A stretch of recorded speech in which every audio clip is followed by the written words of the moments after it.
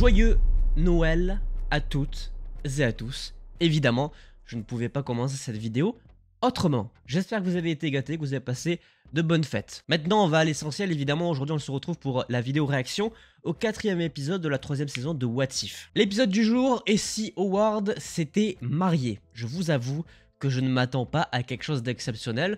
En mon avis, on sera sur un épisode spécial Noël. Et au vu de la qualité des 3 premiers épisodes que je trouve plutôt médiocres, je pense pas qu'on soit sur l'épisode du siècle. Ceci étant dit, je vous propose de voir ça tout de suite avec la partie réaction. Et ensuite, on en reparle un petit peu.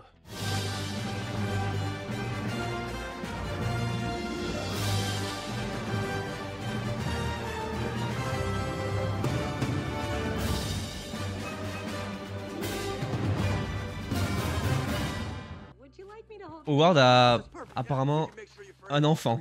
Je sais même pas qui est le personnage qui est à côté. C'est un œuf. Super. Ah, c'est Darcy. Ça n'a aucun sens. L'enfant, il va changer la vie du monde.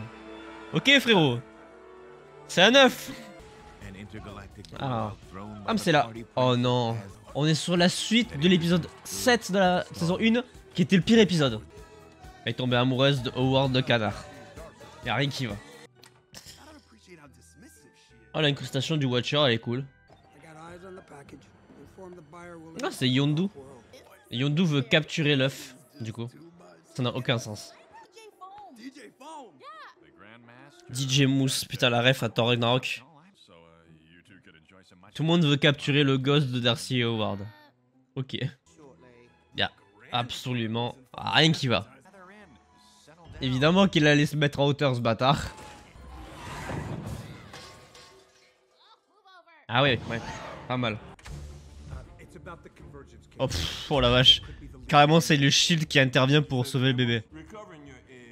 La priorité numéro 1 du shield. Ok, frérot, revois tes priorités.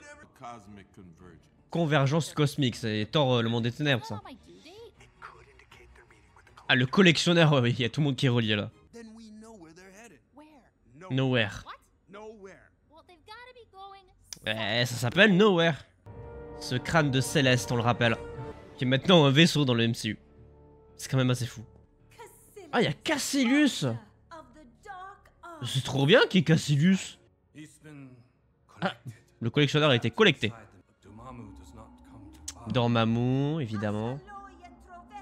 Là, on est sur un Cassilius qui a vraiment bien sombré. C'est pas un épisode spécial Noël finalement, c'est juste un truc bizarre. Ça va encore partir sur des cérémonies bizarres à base de d'invocations démoniaques. Ils sont pas du tout grillés. Hein. Genre, notamment par sa petite taille, lol. Un transfert d'âme. What the fuck. Dormammu. J'espère qu'on va le revoir dans Doctor Strange 3 lui. Ah bah d'accord. Le shield est carrément arrivé sur Nowhere quoi. Normal. Évidemment. Ouh là là là là. Bonjour. Là il y a tout le monde qui se met à la recherche de l'œuf. Même le shield est méchant. C'est trop drôle. C'est vrai que Loki dans cet épisode là est sur Terre en mode géant des glaces. C'est la suite de partie Thor. Oh putain. Oh putain. Ah oui. C'est un poil radical quand même. Hein. Oh c'est Zeus. Y'a rien qui va. Y'a tout le monde qui veut absolument l'œuf. Qu'est-ce qu'il a de si spécial cet œuf? Oh putain, y'a les elfes noirs. Le retour de Malekith. Let's go. C'est pas si mal en vrai, j'aime bien. Y'a plein de références. Ah, let's go. L'ordre noir. Les enfants de Thanos. Le nombre de personnages qui réapparaissent, c'est hilarant. Ça, j'aime bien. Et y'a Thanos. Oh putain, y'a Thanos. Thanos, il est en mode. Les gars, vous abusez pas un peu trop quand même. Oh, alors là, par contre, il va y avoir un sacré people. Ah oui, bonjour. S'il y a Thanos qui court avec eux, c'est trop drôle. Wouhou! Le bébé magique. Beautiful de Thanos. Je suis abattu. Y'a rien qui va. Oh wesh! Ça n'a aucun sens. Mais qui est ce bébé au final? Ah oui, il y a tout le monde qui se fait exécuter. Oh non, même Thanos! Thanos s'est fait aspirer! C'est quoi, c'est un Adam Warlock, un truc du genre? Ah, c'est vraiment un bébé, quoi. J'ai pas la rêve du perso, s'il y en a une. Quel est le perso? Est-ce qu'il existe? Allez hop, le fameux discours de chaque fin d'épisode. Ah, c'était drôle en termes de caméo, en fait, cet épisode-là. C'était vraiment pour ramener tellement de persos qu'on avait presque oublié. S'appelle Birdie. J'ai toujours pas la rêve du perso, mais soit c'est un perso original, soit c'est un perso qui existe déjà. Parce qu'on sait que Marvel Studios met en avant maintenant des persos complètement originaux. Bon, c'était gaguesque. C'était gaguesque. Bah, c'était pas si mal pour un épisode où je m'attendais à ce que ça soit un petit peu ridicule. Parce que c'est vrai que Howard le canard qui se marie, dans un premier temps, t'es pas trop hypé.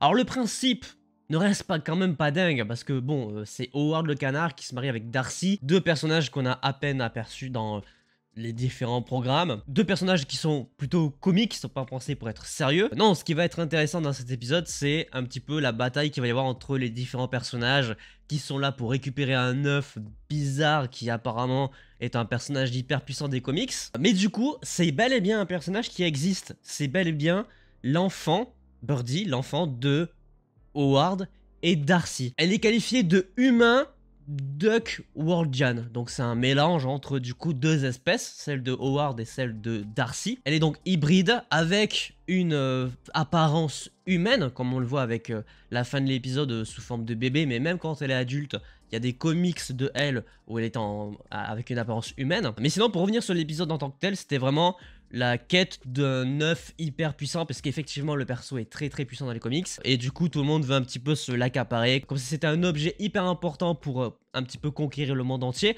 C'est pour ça qu'on a des personnages comme Malekith qui apparaît, Cassius, les enfants de Thanos et Thanos lui-même, le père de Loki, Lophé, le dieu Zeus carrément qui fait une apparition. Mais c'était vraiment le moment idéal pour ramener plein de persos hyper puissants de l'écurie Marvel, pour les faire pas se battre entre eux, mais pour les amener à se foutre un petit peu sur la gueule en essayant de choper l'œuf. Et ça reste pas, encore une fois, sensationnel, mais pour le coup, cet épisode était divertissant. Ça m'a fait rire. C'est ce que je vais retenir en particulier de cet épisode. Ça m'a fait plaisir de revoir Thanos. Malgré la qualité catastrophique de Malekith, bah, ça m'a fait aussi plaisir de le revoir. Pareil pour Cassius, on revoit un petit peu de Yondu, on revoit un petit peu de Zeus. Donc voilà, c'est des personnages qui sont pas incroyables, mais ça fait toujours plaisir de les revoir un petit peu dans des programmes comme celui-ci, plutôt léger en l'occurrence. Maintenant, évidemment, il y a une question qui se pose.